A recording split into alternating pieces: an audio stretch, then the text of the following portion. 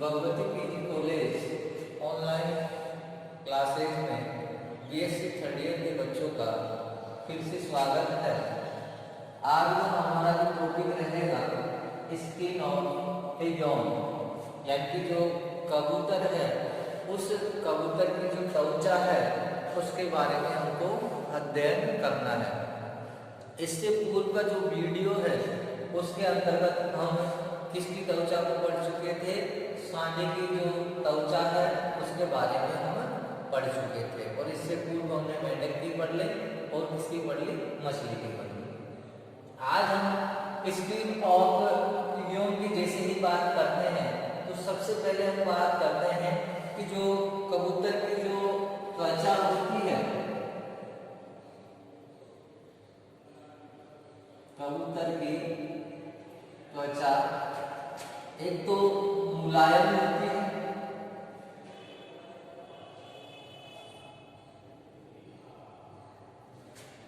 मुलायम के साथ साथ ये सूखी होती है, लचकदार होती है, यानी कि इसकी जो त्वचा रहेगी वो एक तो मुलायम रहेगी, सॉफ्ट रहेगी, एक वो सूखी रहती है, एक वो लचकदार रहती है। और साथ ही इसमें यह है कि इसकी जो त्वचा है वो त्वचा ढीले, क्या है? ढीले जो बंद है, ढीले बंदों के द्वारा पेशियों से जुड़ी होती है। इससे पेशियों से जुड़ी होती है। साथ ही इसमें जो तेल ग्रंथियां होती है उन तेल ग्रंथियों का क्या होता है? अभाव होता है। यानी कि जो पिजॉन है उसके अंतर्गत तेल ग्रंथियां हैं या हम कहें जो त्वचीय ग्रंथियां हैं वो नहीं पाई जाती। केवल इसके जो पुच्छ खंड होता है, क्या इसका केवल पुच्छ खंड, पुच्छ वाला जो भाग होता है वहां पर एक ग्रंथि पाई जाती है जिसे यूरोपाइजियस या यूरोपाइजियन के नाम से जाना जाता है। यूरोपाइजियन के नाम से इसको जाना जाता है। और इस ग्रंथि की विशेषता है कि इसका जो स्त्राव होता है, क्या होता है? स्त्राव होता है। उस स्त्राव से इसका मतलब एक तेलीय पदार्थ निकलता है। स्त्राव से तेलीय पदार्थ निकलता है। और ये जो तेलीय पदार्थ होता है ये इसकी एक तो चोंच को और इसके जो पंख होते हैं, फेदर है, उनको क्या करता है? चिकना बनाया रखता है। उनको कैसा बनाया रखता है? चिकना बनाया रखता है। साथ ही ये क्या होते हैं? जल विरोधी होते हैं। यानी कि ये वाटर जो प्रूफ होता है उसका कार्य करते हैं। यानी कि ये जो काम होंगे ये कैसे करेंगे? जल रोधी का कार्य भी करते हैं। कौन करते हैं? फेदर्स होते हैं वो किसका कार्य करते हैं? जल रोधी का कार्य भी करती है। कौन? ये जो यूरोपाइजियल ग्रंथि है ये है। इसके अंतर्गत त्वचा ग्रंथियां तो क्या होती है? एब्सेंट रहती है। अब जो कबूतर की जो त्वचा है वो जो कबूतर की त्वचा भी दो भागों से मिलकर बनी होती है। दो भागों से मिलकर बनी होती है। तो इसका कहना मतलब क्या हुआ कि इसकी जो त्वचा है उसके वही दो भाग होते हैं जो हम पहले से पढ़ते आ रहे हैं। कौन कौन से होते हैं दो भाग? एक भाग का नाम तो है अधिचर्म, अधिचर्म, और दूसरा जो भाग है उसका नाम क्या है? चर्म। इसको तो एपिडर्मिस और इसको क्या बोला जाता है? डर्मिस बोला जाता है। तो अब हम इसके दो भाग है उसमें से जो पहले भाग है उसके हम क्या डालेंगे? एंडिंग डालेंगे। क्या पढ़ा हमने? कबूतर की जो त्वचा है वो मुलायम होती है, सूखी होती है, लचकदार होती है। साथ ही ये ढीले जो पेशीबंद होते हैं, ढीले बंधों के द्वारा पेशियों से जुड़ी होती है।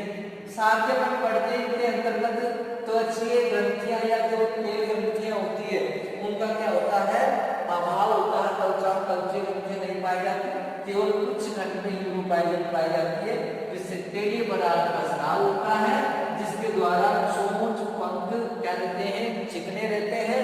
साथ ही ये जलरोधी का कार्य भी करती है। और यूरोफाइजियल ग्लैंड, ये इसकी जो कबूतर है उस कबूतर की त्वचा के बारे में एक सामान्य जानकारी है। यहाँ से हमें जो कबूतर की त्वचा है वो कितने दो भागों से मिलकर बनी होती है। यहाँ लिखेंगे अपन, कबूतर में त्वचा दो भागों में विभक्त होती है, तो सबसे पहला जो भाग है इसका, उस भाग का नाम क्या है, आदिचर। और इस आदिचर को किस नाम से जाना जाता है, एपिडर्मिस। एपिडर्मिस के नाम से इसको जाना जाता है।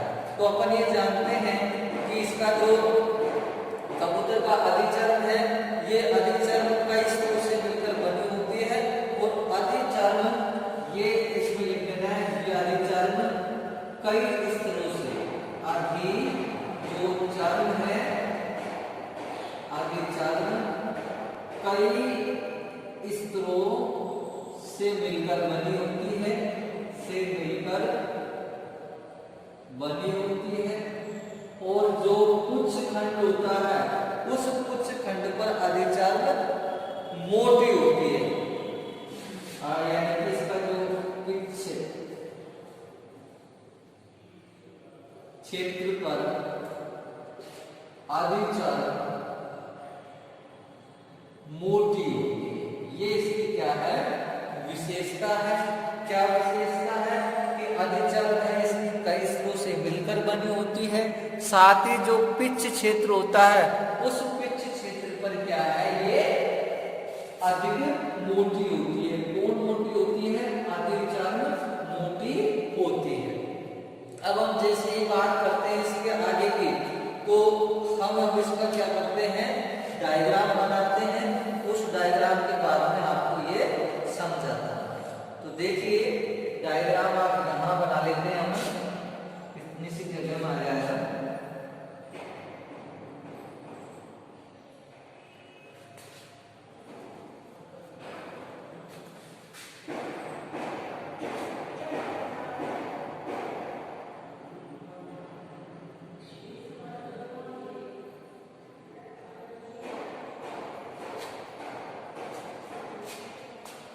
ये इसका अपन सबसे बाहरी स्थल है वो बनाएंगे, और ये इसके यहाँ पर अपन मेलपीढ़ी स्तर है वो बना देते हैं।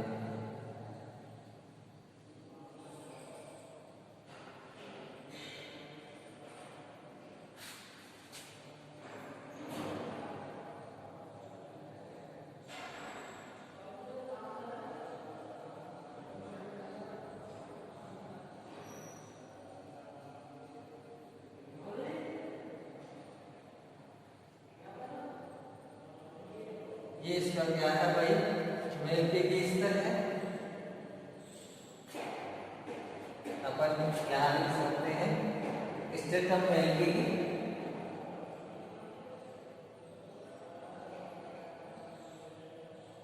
स्टेटम मेलपीढ़ी।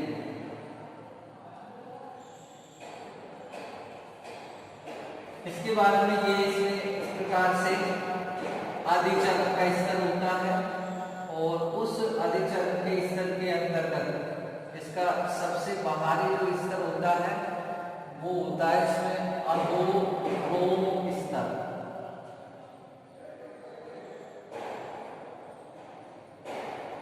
इसके अंतर्गत यहाँ से ये क्या है, अधोरोम स्तर।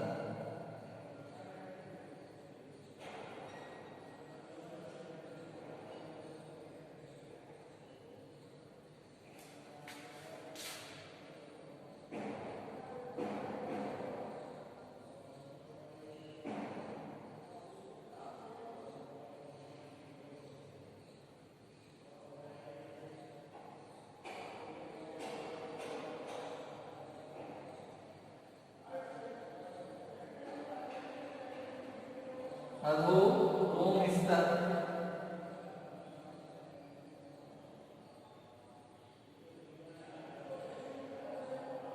मैं इस डायग्राम को कंप्लीट कर लेता हूं।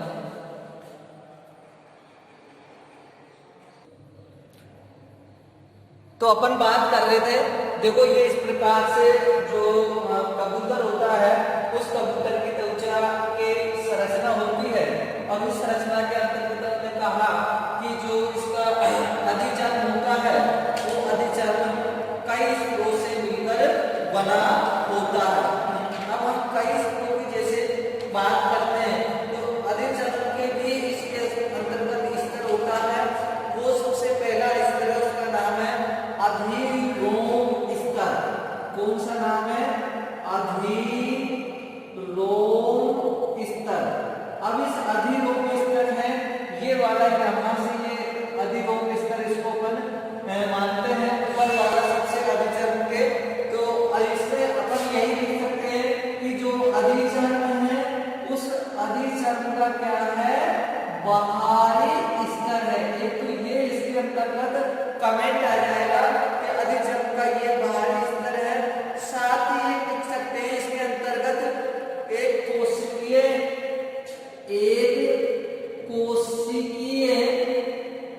चपटे मुलायम जो सेल होती है उस सेल से मिलकर बना होता है। कौन सा? अधिरोम स्तर। अब अधिरोम स्तर के बाद में इसका जो अगला स्तर आता है उसका नाम है मध्य स्तर, या अपन कह सकते हैं किन स्तर। एक तो इसको कह सकते हैं किन स्तर, या अपन इसको नाम दे सकते हैं मध्य स्तर। अब हम मध्य स्तर या किन स्तर की जैसे ही बात करते हैं तो इसके अंतर्गत हम लिख सकते हैं कि सबसे पहले तो कौन सा है? ये मध्य स्तर है।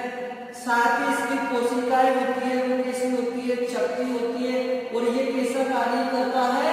ये सुरक्षात्मक कार्य करता है। ये इसके बारे में अपन को कमेंट है वो लिखना है। लास्ट इसके अंतर्गत जो आता है वो आता अपने stratum Malpighi. Stratum Malpighi.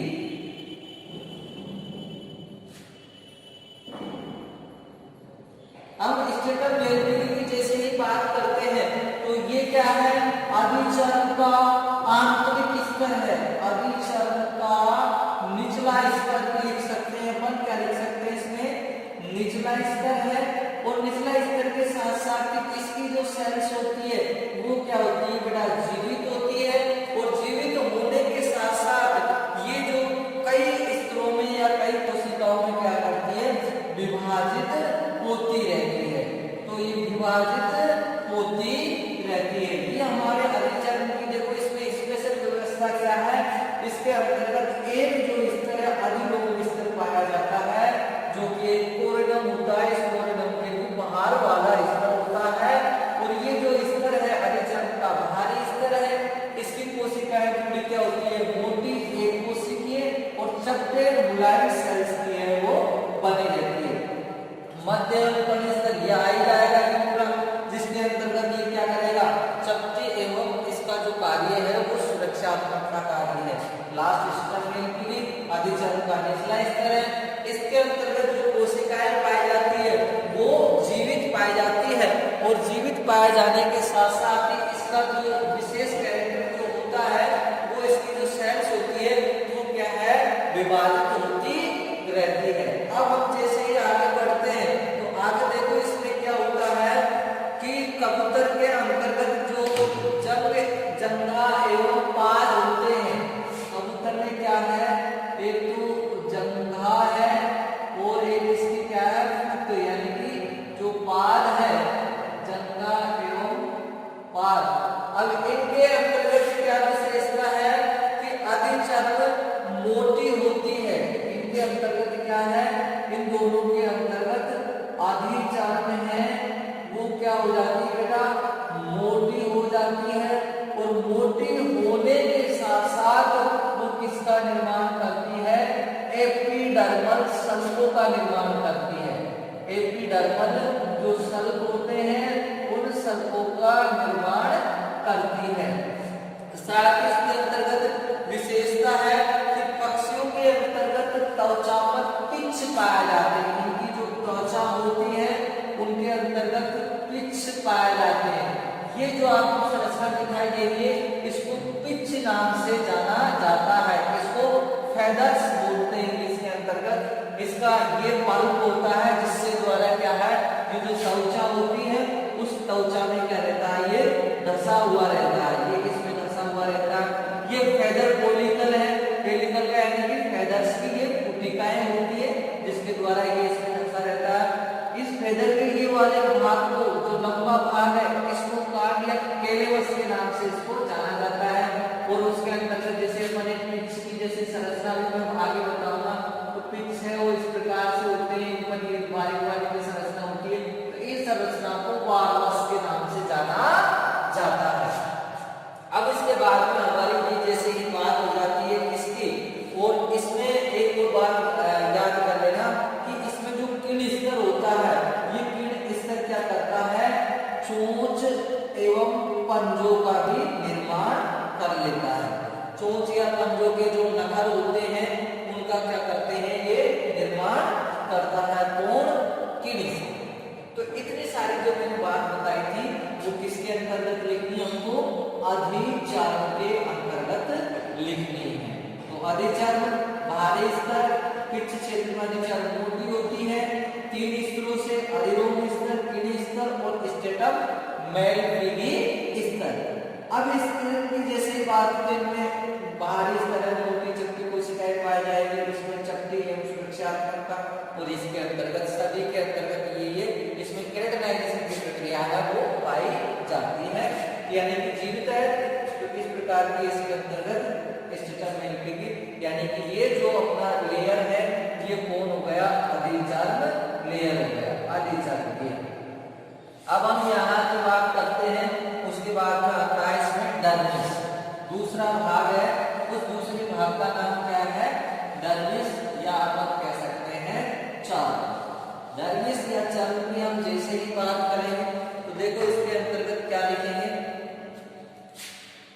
Second और ये है अपने चर्म या इसको बोल सकते हैं आप डर्मिस। इसकी देखो विशेषता यही है सबसे पहले तो अधिचर्म के निचला स्तर है अधिचर्म है। उस अधिचर्म के क्या है अधिचर्म के निचला स्तर है जो नीचे पाया जाने वाला स्तर है। साथ ही इसमें लिख सकते हैं इस चर्म के अंतर्गत पतले असंख्य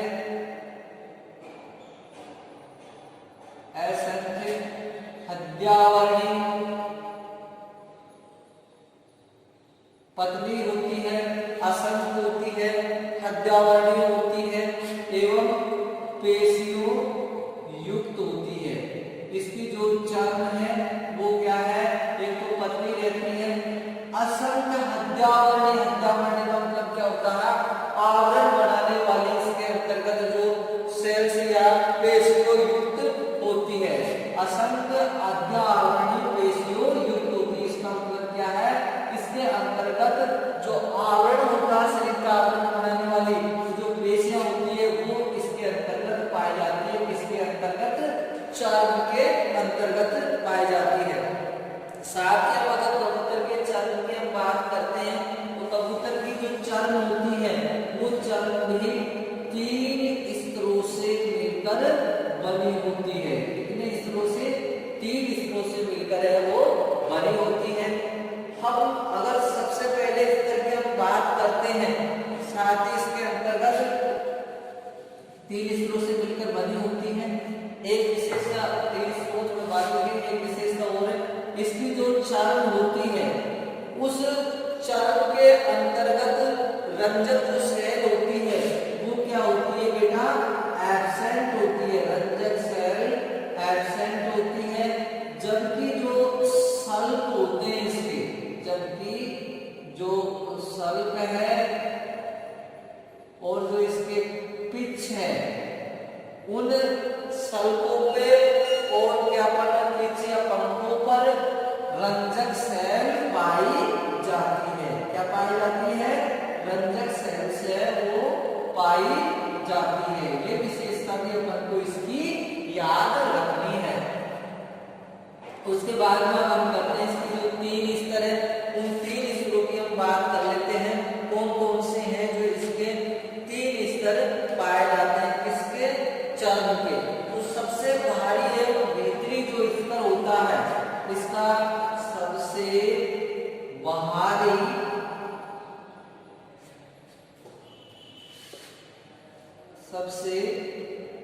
बाहरी वह जो भीतरी स्तर होता है, भीतरी जो स्तर होता है उसको कॉम्पैक्ट लेयर के नाम से जाना जाता है। इस लेयर से नाम से जाना जाता है कॉम्पैक्ट या स्ट्रेटम कॉम्पैक्ट। स्ट्रेटम कॉम्पैक्ट के नाम से उसको जाना जाता है। ये जो स्ट्रेटम कॉम्पैक्ट लेयर है, ये एक तो क्या होता है सबसे बाहरी, और एक क्या है सबसे भीतरी, यानी कि ये वाला और एक ये वाला इसका जो लेयर है, इसके अंतर्गत कुछ डर्मल पेपिलाए पाई जाती है। ये डर्मल पेपिलाए होती है जो कि क्या है एपिडर्मिस है, इसका क्या है इसका पिचुटम वेल्विडी इसका फॉर्मेशन करती रहती है, बनाती रहती है। इसका जो मध्य स्तर होता है, वो जो मध्य स्तर होता है वो वेस्कुलर स्पॉन्जी टाइप का होता है, स्पॉन्जी लेयर होता है। ये वेस्कुलर स्पॉन्जी लेयर है। ये संवहनी स्तर होता है जिसके अंतर्गत क्या पाए जाते हैं, ये ब्लड वेसल्स होती है, रुधिर वाहिनियां होती हैं, ब्लड वेसल्स है। इसके अंतर्गत कनेक्टिव टिश्यू संयोजी ऊतक है वो पाए जाते हैं। साथ ही इसके अंतर्गत कई जो सेल का निर्माण करने वाली एवं स्पंजी यानी कि वेस्कुलर टाइप की इसके अंतर्गत कोशिकाएं हैं वो पाई जाती है। तो इस प्रकार से इसमें ये यहाँ पर जो पाई जाती है फैट सेल होती है, इसमें फैट सेल्स होती है जो इसको क्या करती है, इसको त्वचा है उसको मोटा बनाए रखती है, जिससे क्या होता है सर्दियों के दिनों में इसका जो टेम्परेचर है वो क्या है बॉडी का टेम्परेचर कम नहीं हो और इसको सर्दी नहीं लगे। तो ऐसी कुछ इसकी जो है त्वचा है उसकी विशेषता होती है। और उस त्वचा की विशेषताओं को मैं एक बार आपको फिर से बता देता हूँ 1 मिनट के अंतर्गत। इसकी जो अधिचर्म होते हैं, अधिचर्म 3 स्तरों से मिलकर बनी होती है। स्ट्रेटम कोर्नम है, एक अधिरोम है और स्ट्रेटम मेलिनी है। चर्म की हम जैसे ही बात करते हैं ये अधिचर्म का निचला स्तर है। इसके अंतर्गत पतली एवं असंख्य हड्डावली पेशियों युक्त होती है। साथ ही ये इसके अंतर्गत रंजक जो सेल होती है वो एब्सेंट रहती है।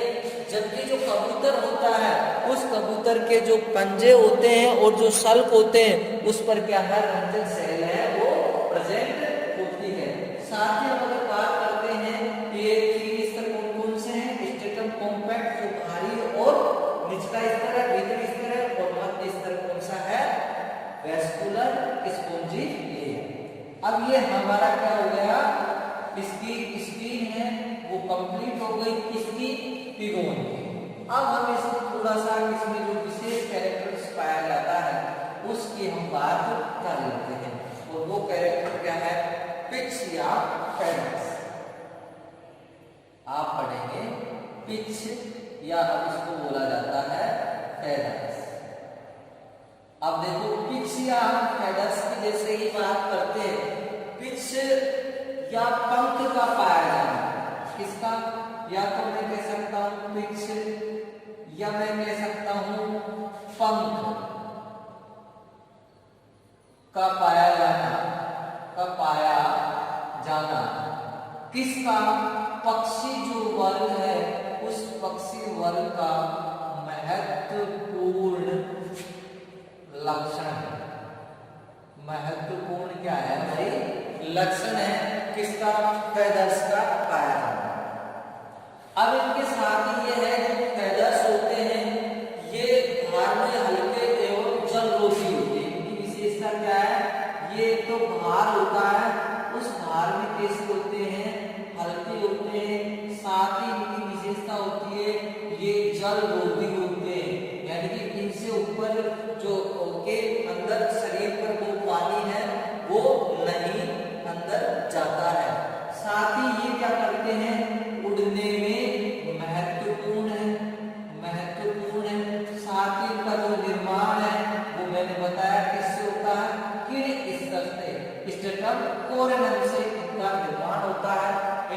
पिच्छों का। साथ ही प्यारे इसमें आप लिख सकते हैं इसका जो कार्य है पिच का। एक तो देखो आप उड़ने में लिख दें, एक ये देखो तापमान होता है उस तापमान को कम करता है या फिर शरीर को उतना तापमान नहीं लगता है। दूसरा अगर हम तीसरा अगर इसको बात करते हैं तो तीसरा इसके अंतर्गत कैरेक्टर है, एक तो लिंग विभेदन और चौथा लिख सकते हैं आप सुरक्षा। तो ये इनके का जो फैदर्स होते हैं उनके कार्य होते हैं, यानी कि उड़ने में फैदर्स हेल्प करते हैं। एक तो बॉडी का जो टेम्परेचर होता है उसको वैसे के वैसे क्या करते हैं मेंटेन बनाए रखते हैं। साथ ही लिंग विभेदन में यानी कि जो पंख होते हैं उनकी आकृति या उनका जो रंग होता है संरचना होता है उसके आधार पर मेल और फीमेल में पता लगाया जा सकता है। साथ ही ये क्या है सुरक्षात्मक का कार्य करते हैं। अब देखो पंखों का जो व्यवस्था होती है, पंखों की जो व्यवस्था होती है, इस जो व्यवस्था है इसको पिच विन्यास के नाम से जाना जाता है। पिच विन्यास किसके नाम से जाना जाता है? इसको पिच विन्यास के नाम से जाना जाता है और इंग्लिश के अंतर्गत बोला जाता है इसको टेरियोलोइसिस। क्या बोला जाता है इसको? टेरियोलोइसिस। अब कबूतर की जो आकृति एवं कार्य के आधार पर इसके अंतर्गत जो कबूतर होता है उस कबूतर के अंतर्गत आकृति एवं कार्य के आधार पर जो फेदर्स होते हैं वो क्या होते हैं? 3 प्रकार के होते हैं। यानी कि जो पिच होते हैं वो पिच आकृति व कार्य के आधार पर 3 प्रकार के हैं। कौन कौन से 3 प्रकार के हैं? पहला है इसके अंतर्गत देह पिच, ऊपर लिखता हूं,